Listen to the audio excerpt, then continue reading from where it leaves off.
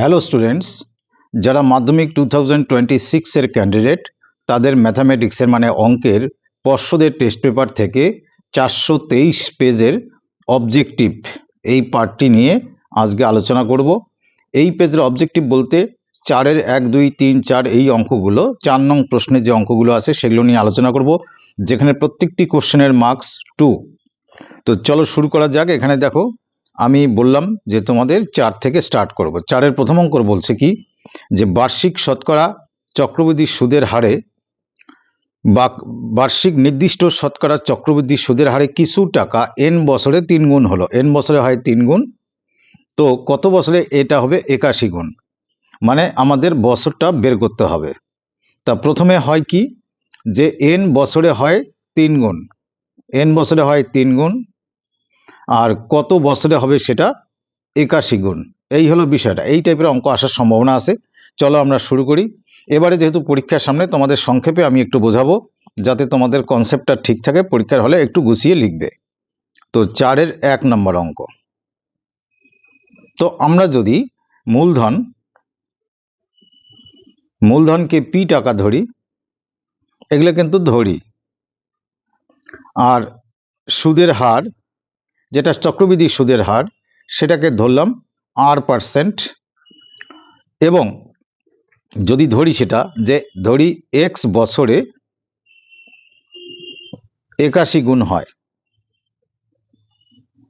তো প্রথম ক্ষেত্রে কি, অতএব যখন 3 গুণ হয়, 3 গুণ মানে সুদে আসলে 3 গুণ, যেটাকে 3p বলবো, সেটা কি সূত্র কি, p × 1 + r/100 two the power n। n বছরে এই 3 গুণ হয়। তো আমরা এই p আর p কাটতে পারি। তার মানে লক্ষ্য করো তোমরা যে এই ডান দিকে যেটা থাকলো সেটাকে যদি লিখে রাখি 1 + r/100, এই n পাওয়ারটা এদিকে এসে 3 টু দি পাওয়ার 1/n হবে, অথবা তোমরা পাওয়ার এখানে n রেখেও করতে পারবে।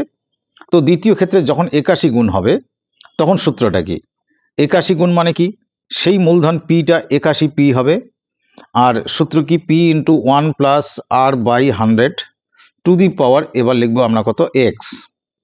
কেন আমরা x লিখবো, আমরা ধরেছি এবার x বছরে 81 গুণ হবে। তো এবারও তো আমরা p আর pটা তো কেটে দিতে পারি, p আর p কাটলাম। এই যে রাশিটা আছে, এবার লক্ষ্য করো 81কে 3 টু দি পাওয়ার 4 লেখা যায়, আর এই যে যেটুকু মার্ক করলাম, এই যে এইটুকু, তার মান কত, 3 টু দি পাওয়ার 1/n। তাহলে 3 টু দি পাওয়ার 1/n ভেতরের পার্টটা, তার বাইরে কি আছে, এখানে x আছে, তাহলে আমি এখানে x লিখলাম, পাশে করছি। তার মানে বাদিকে কি পেলাম, 3 two the power 4 equal to এই x, n এর এখানে 1/n এর সঙ্গে গুণ হবে, মানে 3 টু দি পাওয়ার 1/n না হয় কি হবে, x/n হবে। তার মানে বেস যখন বেসের সমান সূচকের নিয়মে, তাহলে 4 ইকুয়াল টু এক্স বাই কত হবে, n। যদি বজ্রগুণন করি, আমার x এর মান দরকার, x ইকুয়াল টু কত হবে, 4n। তার মানে আমাদের উত্তর কোনটা, 4n বছরে 81 গুণ হবে। তাহলে উত্তর কি লিখবে, অতএব 4n বছরে ওই মূলধন 81 গুণ হবে। আমি সংক্ষেপে লিখে দিলাম, নিশ্চয়ই তোমরা বুঝবে। এটাই আমাদের উত্তর। তাহলে মূল উত্তর কোনটা, 4n, এটাকে মার্ক করবে। এবার চলে আসি 2 নম্বর কোশ্চেন। কি বলা আছে, 2 নম্বরে বলছে প্রতি বছর n% হারে হ্রাস পায়, আর বছর পরে একটি মেশিনের মূল্য ভি টাকা হলো। তাহলে আর বছর পূর্বে মেশিনের মূল্য কত ছিল তা নির্ণয় করি। পার্সেন্টেজ কত, n%, এটা হচ্ছে সমূল চক্রবৃদ্ধির অঙ্ক।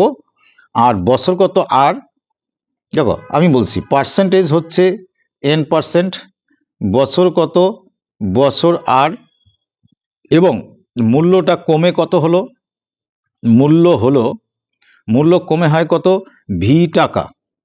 তাহলে এই আর বছর পূর্বে এই মেশিনের মূল্য কত ছিল, তো সেটা আমরা তো ধরে নেব।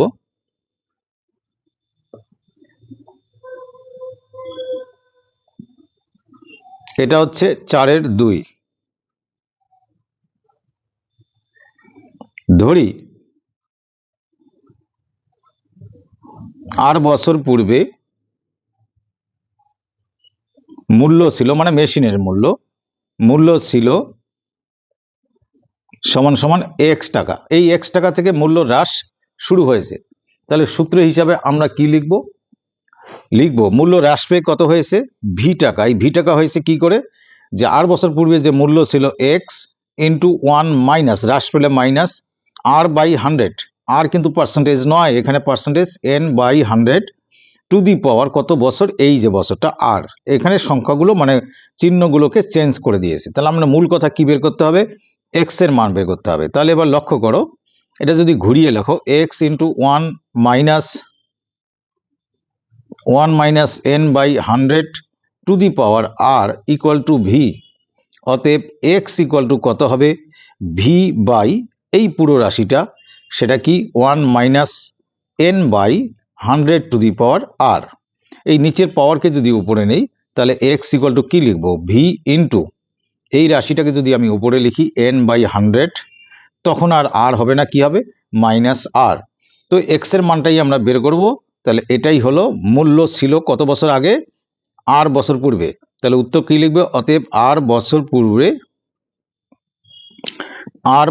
পূর্বে মেশিনের মূল্য ছিল, আমি শুধু লিখলাম মূল্য ছিল সমান সমান এক্স এর মানটা কি, V into 1 minus n by 100 to the power minus আর, এত টাকা অবশ্যই লিখতে হবে, এটাই মূল্য ছিল পূর্বে। এবারে আমরা আসি পরের কোশ্চেন, একটু দেখে নেই। তোমাদের কাছে যদি টেস্ট পেপার থাকে, তোমরা টেস্ট পেপার থেকে কোশ্চেনগুলো দেখে নেবে। এবার বলছি কি, x square plus a x plus b equal to সমীকরণের ইকুয়াল টু 0 সমীকরণের কি শর্তে একটি বীজ অপরটির দ্বিগুণ হবে। একটি বীজ কিন্তু অপরটির দ্বিগুণ হবে, আগের সমীকরণটা আমাদের লিখে নিতে হবে।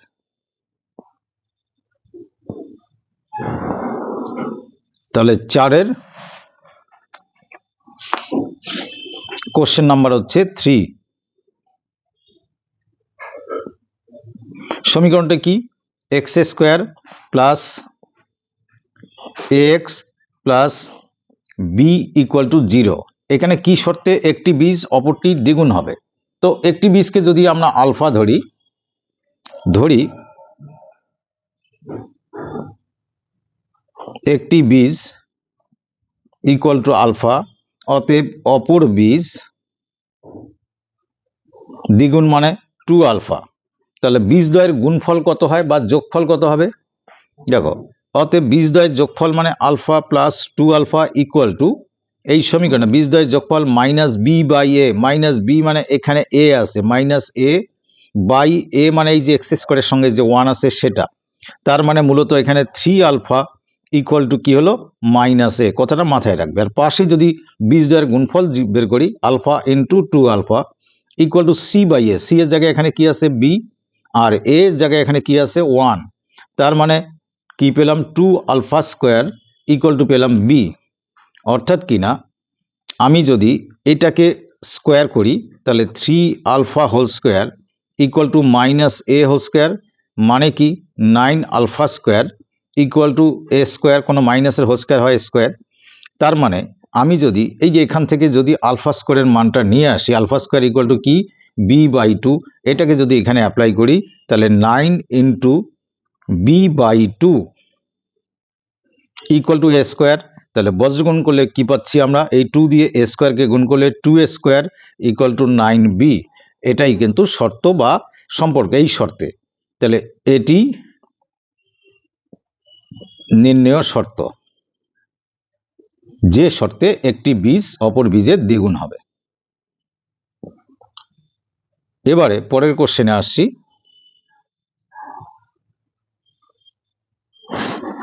এবারে কোশ্চেন বলেছে কি, আমি বলে দিচ্ছি,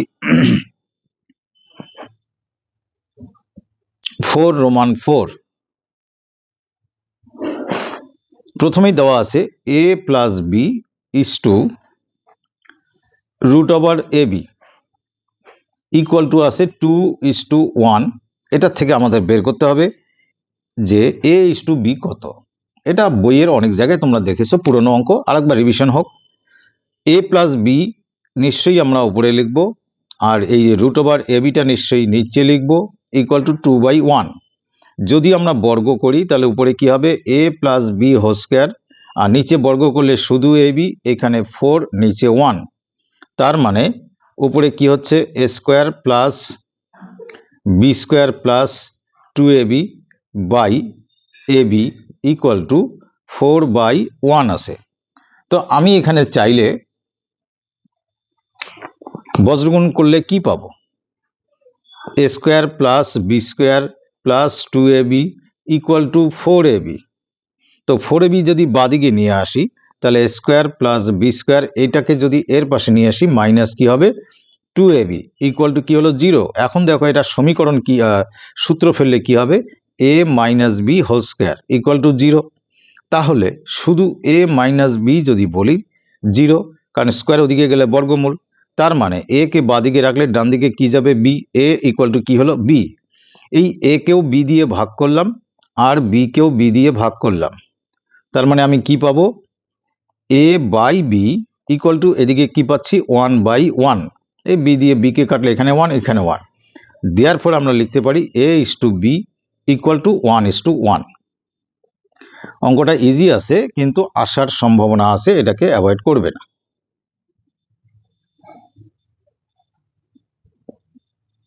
এবারে বলছে কি যে 5 সেন্টিমিটার ব্যাসার্ধ বিশিষ্ট একটি বৃত্তের কেন্দ্রের একই পাশে অবস্থিত দুটি সমান্তরাল জ্যায়ের দৈর্ঘ্য 6 সেন্টিমিটার ও 8 সেন্টিমিটার, জ্যা দুটির মধ্যবর্তী দূরত্ব নির্ণয় করো। খুব সহজ অঙ্ক, জ্যামিতির প্রথম চ্যাপ্টারের, তবু তোমরা একটু দেখে নাও।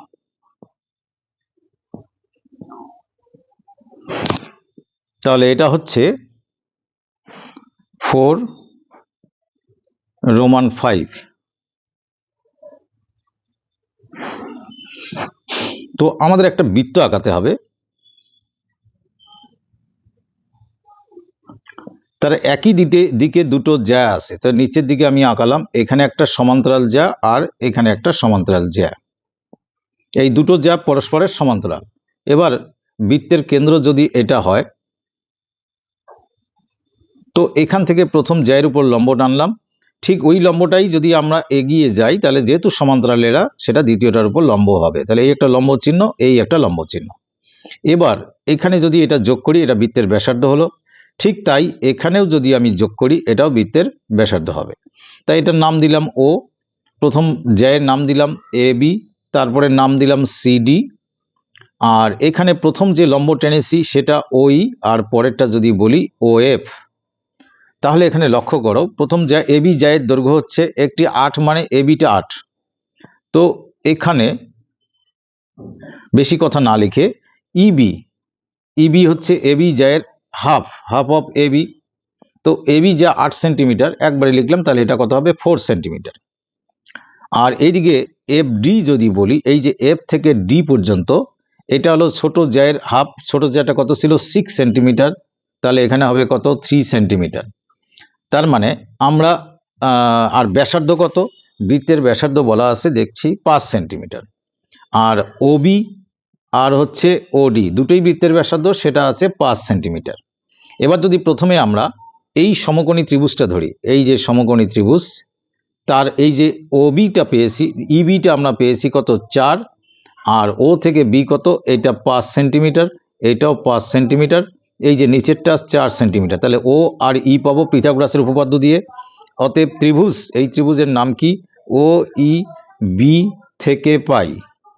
তোমরা যদি চিত্রে সমকোণ চিহ্ন দাও তাহলে আর উল্লেখ করতে হবে না, চিত্র থেকে পাচ্ছি কি, ছবিতে দেখো এই যে লম্ব যেটা আছে ও থেকে ই পর্যন্ত, এটা আগে লিখবো ও ই স্কোয়ার প্লাস, এটা লম্ব স্কোয়ার প্লাস এটা হলো ভূমি square, plus EB square equal to OB square. তাহলে এখান থেকে যদি বলি O E square equal to OB square, মানে ওবি তো 5, তো 5 স্কোয়ার মাইনাস ইবি স্কোয়ার, ওইদিকে গেলে ইবি মানে কত আমাদের 4 আছে, তাহলে এটা হবে 4 স্কোয়ার। তার মানে ওই ইকুয়াল টু কত পাবো আমরা, এটা ক্যালকুলেট করে দেখো, 25 থেকে 16 গেলে 9, √9 সেন্টিমিটার, মানে কি হলো 3 সেন্টিমিটার। তাহলে ওই 3 সেন্টিমিটার মনে রাখো। তা ঠিক সেইভাবে যদি আবার লিখি, আমরা এবার ত্রিভুজটা নেব, ত্রিভুজ হচ্ছে এবার ও এফ ডি যদি নেই, ত্রিভুজ ও এফ ডি থেকে পাই, তাহলে এখানে O F square equal to আমরা লিখবো ওডি স্কোয়ার মাইনাস, এটা একবারে লিখবো ওডি স্কোয়ার মাইনাস ভূমি স্কোয়ার, মানে এফ ডি স্কোয়ার। তাহলে শুধু ও এফ যদি লিখি আমি, শুধু ও এফ ইকুয়াল টু √ওডি স্কোয়ার মানে 5 square minus FD square, FD কোথায়, এই যে এফডি 3 ছিল, 3 স্কোয়ার এত সেন্টিমিটার। তার মানে ওএফ ইকুয়াল টু পেলাম এটা 25 মাইনাস 9 রুট ওভার 16 সেন্টিমিটার, মানে 4 সেন্টিমিটার। তাহলে একটা পেলাম আমরা 3 সেন্টিমিটার, একটা 3 সেন্টিমিটার পেলাম, আর একটা 4 সেন্টিমিটার পেলাম।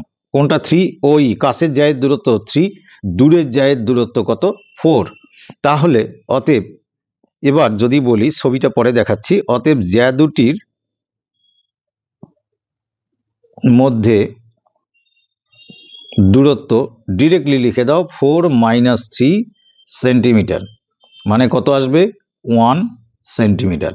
এটাই উত্তর। কেন 4 মাইনাস 3 করলাম? মূলত আমাদের মাইনাস করতে হবে ও থেকে এফ পর্যন্ত, যেটা 4, অর্থাৎ ও এফ থেকে মাইনাস করতে হবে কি? ওইটুকু। তাহলে আমরা এইটুকু দূরত্ব পাবো, ওই। তো ও এফ কত বেরিয়েছে? 4, ওই কত বেরিয়েছে? 3। এই থেকে আসলো আমাদের 1 সেন্টিমিটার, সেটা আমি একবারে ওখানে লিখলাম। এবার চলে আসি পরের কোশ্চেনে।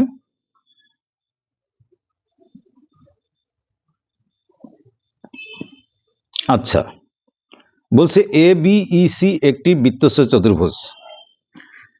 সেই চতুর্ভুজের এ বি হচ্ছে এই বৃত্তের ব্যাস, এই বিসি পরস্পরকে ডি বিন্দুতে ছেদ করে। এটা বইয়েরই একটা অনুশীলনীর অঙ্ক, কিন্তু ইম্পর্টেন্ট। আমি চিত্র এঁকে তোমাদের কোন কোন কোণ বের করতে বলছে সেগুলো আমি বলে দিচ্ছি। 4 রোমান 6। এই অঙ্কগুলো, জ্যামিতির অঙ্কগুলো চিত্র ছাড়া কখনোই করবে না। আর যে বৃত্ত অঙ্কন করবে কম্পারেটিভলি একটি বড় বৃত্ত করবে। বলা আছে কি? এ বি হচ্ছে বৃত্তের ব্যাস। ধরে নাও এটা ব্যাস, কারণ এটা কেন্দ্র দিয়ে গেছে, ধরে নাও। আমি আবারও বলছি এখান থেকে, এ বি বৃত্তটির একটি ব্যাস। তারপরে বলছে A B E C.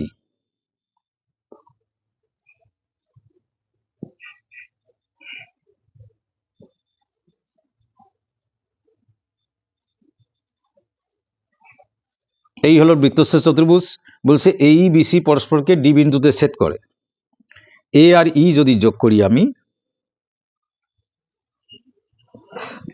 B R C যদি যোগ করি, এরা পরস্পর ছেদ করেছে এই ডি বিন্দুতে। এই বিন্দুটি হলো ডি বিন্দু।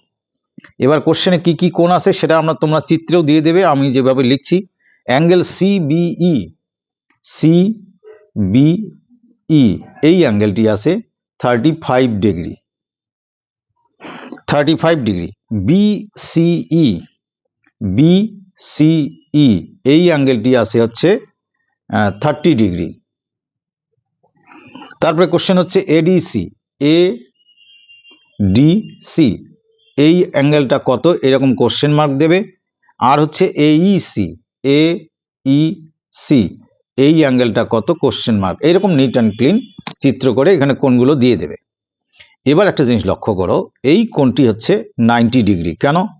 কারণ এটা যদি বৃত্তের ব্যাস হয় তাহলে এটি অর্ধবৃত্তস্থ কোণ, সমকোণ। তাহলে কি লিখবো আমরা?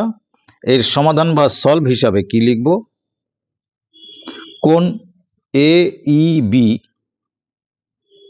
ইকুয়াল টু 90 ডিগ্রি, ব্র্যাকেটে কি একটা কথা শুধু লিখে দিবে, অর্ধবৃত্তস্থ কোণ। তো এইটা যদি 90, এটা যদি 35 হয়, এই যে ডি এর অ্যাঙ্গেলটা কত, এটা নিশ্চয়ই বেরিয়ে আসবে। অতএব ত্রিভুজ বিডি ই এর এই ত্রিভুজটির, এই যে ত্রিভুজটি আছে এই ত্রিভুজের এই যে ডি কোণ, ডি কোণ মানে কোণ বিডিই, এই কোণটি হচ্ছে তিনটি কোণের সমষ্টি হচ্ছে 180 ডিগ্রি। লিখলাম 180 ডিগ্রি, তার থেকে মাইনাস করব কোনটা? এটি 90, এটি 35। তাহলে 90 ডিগ্রি প্লাস 35, এই দুটো অ্যাঙ্গেল আমরা মাইনাস করলে ডি কোণ পাবো। তার মানে কত আসবে? 180 ডিগ্রি মাইনাস 9 3 12, 125 ডিগ্রি। 125 এখানে 5 হাতে 1 3 5, 55। চিত্রে চলে আসো। এই ডি কোণটি আমরা এখন পেলাম, এই কোণটি, এই যে ডি যেখানে লেখা আছে এই কোণটি 55। তো এটা তো এই যে ডি কোণের বিপরীত কোণ এটা, তাহলে এটা 55 হলে এটা 55 হবে। তাহলে আমরা সেটা লিখি। অতএব কোণ A D ADC ADC equal to এই কোণটি, কোণ বিডিই, কারণটা শুধু ব্র্যাকেটে লিখবে, বিপ্রতীপ কোণ, মানে 55 ডিগ্রি। একটা আনসার কিন্তু আমরা পেয়ে গেলাম। এবারে চাচ্ছে কোনটা কোণ? চাচ্ছে হচ্ছে এই কোণটি। দেখো কোনো ত্রিভুজের এই দুটি অন্তঃকোণ একটি বহিঃকোণের সমান, সে এই বহিঃকোণ হোক আর এই বহিঃকোণ হোক, এই কোণ আর এই কোণের যোগফল এই বহিঃকোণের সমান। তাহলে আমরা কি লিখব কথাটা এখানে? অতএব ত্রিভুজ সিডিই এর দুটো অন্তঃকোণ, একটার নাম হচ্ছে ডিসিই প্লাস আরেকটার নাম হচ্ছে ডিইসি ইকুয়াল টু যে বহিঃকোণ আছে, এখানে বহিঃকোণ কথাটা লিখতে পারো, বহিঃকোণ হচ্ছে এডিসি, ছবিতে দেখাচ্ছি এডিসি। এই যে এই কোণ ডিসিই আর এই কোণটি ডিইসি বা সিইডি ইকুয়াল টু এই বহিঃকোণ এডিসি। তো এটা 55, এটা 30, তাহলে এটা বেরোবে। তাহলে ডিসিই সেটা হচ্ছে আমাদের ডিসিই, চিত্রে দেখছি 30 ডিগ্রি, এইটা 30 degree plus Dec equal to এই বহিঃকোণটা পেলাম আমরা 55 ডিগ্রি। তাহলে অতএব কোণ Dec equal to 55 degree minus 30 degree equal to হচ্ছে 25 ডিগ্রি। এই ডিইসি কোণটা মানেই যেটা কোশ্চেনে বলা আছে ডিইসি না বলে এখানে বলা আছে এইসি, তার মানে ডিইসিটাকে আমরা বলতে পারি এইসি ইকুয়াল টু 25 ডিগ্রি। তাহলে এটা একটা আনসার হলো, আর আমাদের এখানে একটা আনসার হয়েছে। এই হলো কোশ্চেনটা। পরের কোশ্চেনে আমরা যাচ্ছি।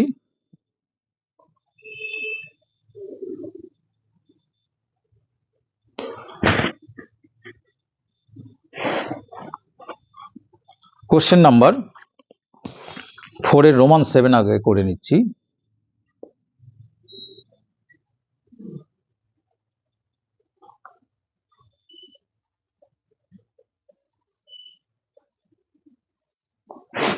ফোরের রোমান 7-এ যেটা দেওয়া আছে, 4-এর রোমান 8 ট্যান স্কোয়ার থিটা, এই অঙ্কগুলো অনেকে পারে না, ইম্পর্টেন্ট অঙ্ক। ট্যান স্কোয়ার থিটা প্লাস নয় minus √3 plus 1 tan theta plus √3 equal to 0। এখানে কোশ্চেন হচ্ছে একটা কন্ডিশন আছে, যে সে কন্ডিশন কি, যে থিটা যে অ্যাঙ্গেলটা সেটা আছে 45 ডিগ্রি থেকে বড় আর 90 ডিগ্রি থেকে ছোট। এই শর্তটার দরকার আছে। এই শর্তে থিটার মান কত? দেখো এখান থেকে তোমার সমীকরণটা যদি স্টার্ট করি, তাহলে এখানে আমি লিখলাম ট্যান স্কোয়ার থিটা, আর এটা ট্যান থিটা দিয়ে যদি এটাকে ইন্টু করি তাহলে √3 ট্যান থিটা একবার হবে, আর মাইনাস ইন্টু প্লাস মানে মাইনাস ট্যান থিটা ইন্টু 1 মানে শুধু ট্যান থিটা, প্লাস √3 আছে, প্লাস √3 লিখলাম ইকুয়াল টু 0। এই দুটো পার্ট থেকে কি কমন যায়? দেখো ট্যান থিটা কমন যায়, ট্যান থিটা কমন নিলে এখানে আর একটা ট্যান থিটা থাকে, মাইনাস এখানে কি থাকে √3, আর এখান থেকে -1 কমন নিলে ট্যান থিটা, আর এটা -1 কমন নিয়েছে, এটা মাইনাস হয়ে যাবে, √3 ইকুয়াল টু 0। তার মানে ব্যাপারটা কি দাঁড়ালো, এইটার এটা কমন যাচ্ছে, আমরা লিখব কি tan theta minus √3 into tan theta -1 equal to 0। এরকম দুটো রাশির গুণফল 0 হলে দ্বিঘাত সমীকরণের সমাধানে শিখেছো, হয় এটার মান 0 নাহলে এটার মান 0। তাহলে আমরা লিখব অতএব হয় tan theta minus √3 equal to 0, অথবা বা নতুবা পরেরটা কি আছে ট্যান থিটা -1 ইকুয়াল টু 0। এটা সলভ করে দেখি কি আসে। যদি আমি ট্যান থিটা এখানে রাখি, ওইদিকে √3, ট্যান কত ডিগ্রির ভ্যালু √3 সেটা আমাদের লিখতে হবে, ট্যান 60 ডিগ্রি ভ্যালু √3। তার মানে দুই দিক থেকে ট্যানকে যদি বাদ দেই, এইরকম করে কাটবে না, বারবার আমি সব ভিডিওতেই বলি এটা কাটা যাবে না, লিখতে হবে থিটা ইকুয়াল টু 60 ডিগ্রি, মানে ট্যান কম্পেয়ার করলাম, থিটার জায়গায় কে বসে আছে 60 ডিগ্রি, তাই থিটা ইকুয়াল টু একটা পেলাম 60 ডিগ্রি। এইদিকে আসি, এইদিকে কি পাচ্ছি, অর ট্যান থিটা যদি বাদিকে রাখি ওইদিকে 1 হবে। তো ট্যান থিটা ইকুয়াল টু কত ডিগ্রি হলে 1 হয়? Tan 45 degree. তার মানে থিটার মান পেলাম কিন্তু আমি 45। এইভাবে উত্তর লিখলে কিন্তু হবে না। একটা কন্ডিশন কি আছে, যেহেতু 45 ডিগ্রি থেকে থিটা বড় এবং 90 ডিগ্রি থেকে ছোট, এই কন্ডিশনটার মিনিং হচ্ছে 45-এর থেকে বড়, 90-র থেকে ছোট। তাহলে থিটার এই দুটো মানের মধ্যে কে 45-এর থেকে বড়, কে 90-র থেকে ছোট? এই 60 ডিগ্রিটাই 45-এর থেকে বড় বাট 90-র থেকে ছোট। তাহলে আমরা লিখব থিটা ইকুয়াল টু 60 ডিগ্রি। দুটো মান পেলেও উত্তর আমাদের লিখতে হবে একটা মান। তো এই অঙ্কটা একটু আলাদা টাইপের, নিশ্চয়ই তোমরা বুঝতে পারলে। তো সুতরাং এটা গুরুত্ব দেবে এবং ভালো করে দেখে নেবে। এবারে হ্যাঁ, এখানে এই যে অঙ্কটা আছে সেটা বলছে কি, একই ব্যাসার্ধ ও একই উচ্চতা বিশিষ্ট একটি লম্ববৃত্তাকার চোঙ, একটি শঙ্কু, একটি গোলকের আয়তনের অনুপাত নির্ণয় করে। এটা বইয়ের অঙ্ক, এটা 2 মার্কস না, বড় কোশ্চেন হিসাবে আসে। এটা বইয়ের অঙ্ক, তোমরা নিশ্চয়ই করেছো এবং এটা করে ফেলবে কারণ সময় কম হয়ে যাচ্ছে। 11 নাম্বারটা কি আছে, একটি সমকোণী চৌপলের কর্ণের দৈর্ঘ্যের বর্গ। এখানে কিন্তু দুটি কর্ণের দৈর্ঘ্যের বর্গ হবে। তার দৈর্ঘ্য সমগ্র তলের ক্ষেত্রফলের সংখ্যমানের সমান হলে দেখাও যে চৌপলটি আদতে একটি ঘনক। তো আমরা আগে চৌপলের মাত্রাগুলো লিখে নেব।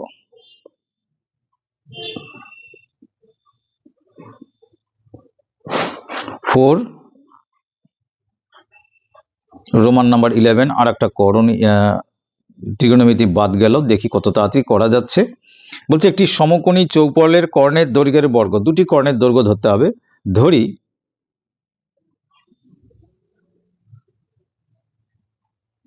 সমকোণী চৌপলটির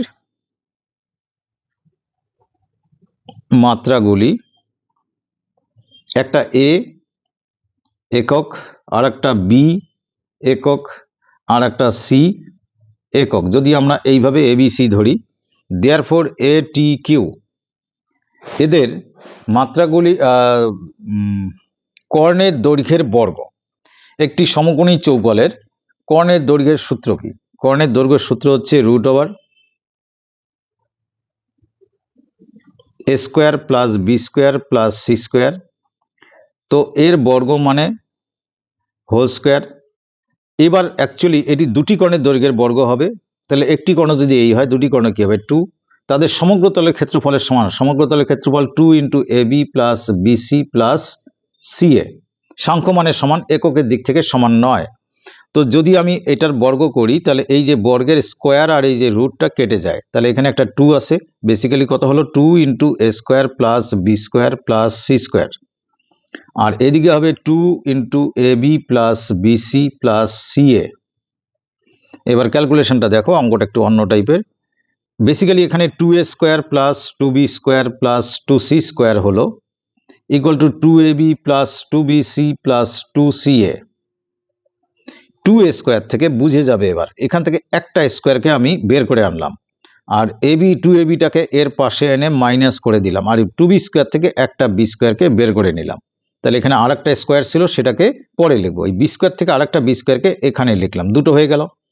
আর 2BCটাকে এখানে -2BC লিখলাম, প্লাস এখান থেকে একটা C স্কোয়ারকে বের করে নিলাম, আরেকটা C স্কোয়ারকে এখানে লিখলাম, দুটো হয়ে গেল। এটাও দুটো হয়ে গেছে। আর -2CAটাকে বাদিকে এনে -2CA করলাম, আর একটা স্কোয়ার যেখানে পড়েছিল তাকে আমি লিখলাম ইকুয়াল টু 0। এবার দেখো, এরকম তোমরা নিজেরাও মার্ক করবে, এটা, এটা আর এটা। কি ফর্মুলা হলো? প্রথমটা হলো A - B হোল স্কোয়ার, পরের পার্টটা হলো B - C হোল স্কোয়ার, তারপরেরটা হলো C - A whole square equal to 0। এবার দেখো, অনেকগুলো রাশির এই যে বর্গের সমষ্টি, এগুলো সমষ্টি আছে। 0 হলে প্রত্যেকটি রাশির মান 0 হয়। প্রত্যেকটি রাশি মানে এই ভেতরের রাশিটা A - B, এটা 0 হবে সেমিকলন দিয়ে। B - C, এটাও 0 হবে, এবং লাস্ট যেটা আছে C - A, তারও মান 0। তো এখান থেকে এটা কিন্তু একটা নিয়ম যে অনেকগুলো রাশির বর্গের সমষ্টি যদি 0 হয় তাদের প্রত্যেকের মান 0 হবে। তাহলে এখান থেকে কি পাচ্ছি? A = B, মনে রাখো। এখান থেকে কি পাচ্ছি? B = C, পরেরটা না করলেও হয়, তাও করছি। C = A। মূলত আমরা দেখতে পাচ্ছি A B এর সমান, এই যে A B এর সমান, সেই B কার সমান? সি এর সমান, তাহলে A equal to B equal to C. তাহলে এটা এমন একটি সমকোণী চৌপল যার দৈর্ঘ্য প্রস্থ উচ্চতা সমান। অর্থাৎ কিনা আমরা বলতে পারি এখানে কি, অর্থাৎ এই সমকোণী চৌপলের দৈর্ঘ্য ইকুয়াল টু প্রস্থ ইকুয়াল টু, এই লাইনটা না লিখলেও চলবে কিন্তু আমি লিখে দিচ্ছি ক্লিয়ার হবে, উচ্চতা, তিনটেই সমান। অতএব চৌপলটি মূলত কি, একটি ঘনক। অতএব সমকোণী চৌপলটি, অতটা লিখলাম না, চৌপলটি একটি ঘনক। ঘনকের দৈর্ঘ্য প্রস্থ উচ্চতা সমান হয়। তো এটাই আমাদের প্রুফ করতে বলছে, আমরা এটা লিখে দেব প্রুফড। একটা রাশিবিজ্ঞানের অঙ্ক আছে এখানে, সেটা করা উচিত।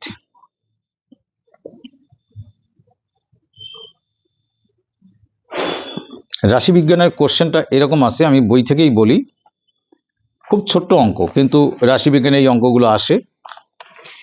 সেটা হচ্ছে 4 রোমান 12। সেখানে বলা আছে যে প্রমাণ করো যে সামেশন অফ ফার্স্ট ব্র্যাকেটে x i minus x bar, bar মানে এক্স এর গড় বা মিন, ইকুয়াল টু 0। আর এখানে একটা শর্ত আছে, I equal to 1 to n, I equal to 1 to n, এটাকে 1 to n বলতে হয়।